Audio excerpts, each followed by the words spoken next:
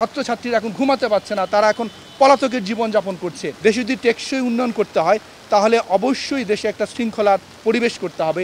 নিরাপত্তাহীনতার মধ্যে আমাদের বাচ্চারা দিন যাপন করছে। আমার প্রশ্ন হচ্ছে, সরকার তাদের যে দাবিগুলো ছিল, একটা দাবি তারা মেনে নিয়েছেন, কোটার দাবিটা মেনে নিয়েছেন, নির্বাহী আদেশ হয়েছে, আরও 7টি দাবি আছে। আপনারা যদি মেনে নিয়েই থাকেন, সবাইকে হয়রানি করার যদি নিশ্চয়তা দিয়ে থাকেন, তাহলে এই ধরপাকড় কেন? এবং আমি যে এলাকায় থাকি, আশেপাশে থাকি, এখন শুধু ঢাকা শহরে না, জেলায় শহরে যে সমস্ত জায়গায় কলেজ বিশ্ববিদ্যালয় আছে, যারা নিরীহ ছাত্র রাস্তায় বেরোলে ধরে নিয়ে যাচ্ছে। এইটা কোন দেশে আছি আমরা? আপনারা জানেন, এখানে আমরা সামনে যারা আমাদের সংবাদ মাধ্যমে কর্মী আছেন, আমরা যারা সাধারণ নাগরিক আছি, আমি জানি আপনাদের প্রত্যেকের পরিবারে কোনো না কোনোভাবে এই ঘটনা ঘটছে। সুতরাং এর প্রতিবাদ হওয়া দরকার। এবং সরকার বলছেন যদি মেনে নিয়েই থাকেন এবং তারা কোনো ব্যবস্থা নেবেন না, হয়রানি করবেন না, এটা অচিরেই হোক, আর দেরি নয়।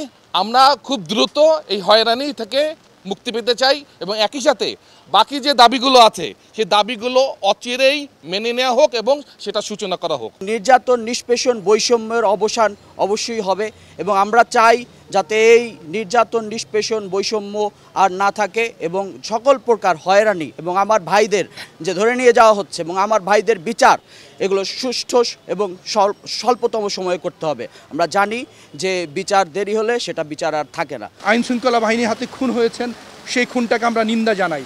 সেই খুনের তীব্রতা এমন ছিল, হেলিকপ্টার দিয়ে গুলি করা হয়েছে, ছাদের উপর থেকে স্নাইপার দিয়ে গুলি করা হয়েছে।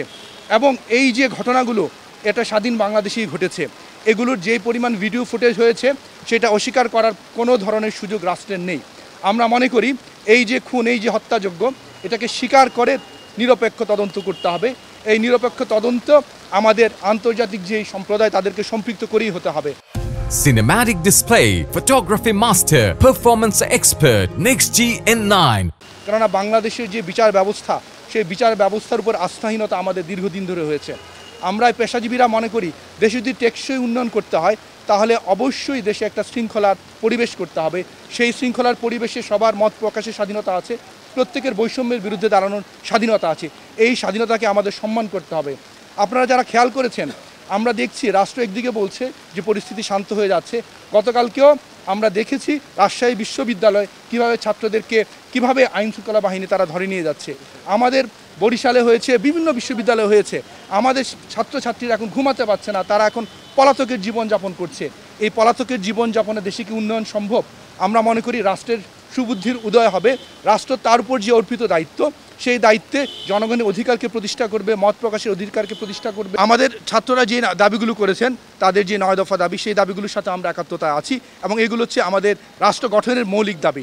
এগুলো যদি আমরা না মানি, আমরা মুখে বলবো আমরা 9 দফা মানছি বা আমরা মানার প্রচেষ্টা আছে, এই দিক দিয়ে প্যারালালি আমাদের গ্রেফতার গুম চলবে, তাহলে রাষ্ট্র কিন্তু কখনোই রাষ্ট্র যেটা বলছে সেই জায়গায় যেতে পারবে না। কখনোই একটা রাষ্ট্র তার নাগরিকদের বিরুদ্ধে গিয়ে যেতে পারে না। আমরা রাষ্ট্রের কাছে বলবো, আপনারা কান পেতে শুনুন জনগণ কি বলতে চায়, প্রতিটি দেয়াল, প্রতিটি রাস্তা কি বলতে চায়। এর বিরুদ্ধে গিয়ে যদি আপনারা দাঁড়ান, তখন কিন্তু ইতিহাসের সাক্ষী এই ধরনের যে হত্যাকাণ্ড হচ্ছে সেটাকে অস্বীকার করে সেটাকে মাটির নিচে চাপা দিয়ে কিন্তু কোনোদিন আমাদের ন্যায় বিচার প্রতিষ্ঠা হবে না। আমরা ন্যায় বিচারের পক্ষে আছি, জনগণের পক্ষে আছি। নির্যাতন, নিষ্পেষণ, বৈষম্যের অবসান অবশ্যই হবে এবং আমরা চাই যাতে এই নির্যাতন, নিষ্পেষণ, বৈষম্য আর না থাকে এবং সকল প্রকার হয়রানি এবং আমার ভাইদের যে ধরে নিয়ে যাওয়া হচ্ছে এবং আমার ভাইদের বিচার, এগুলো সুষ্ঠু এবং স্বল্পতম সময়ে করতে হবে। আমরা জানি যে বিচার দেরি হলে সেটা বিচার আর থাকে না।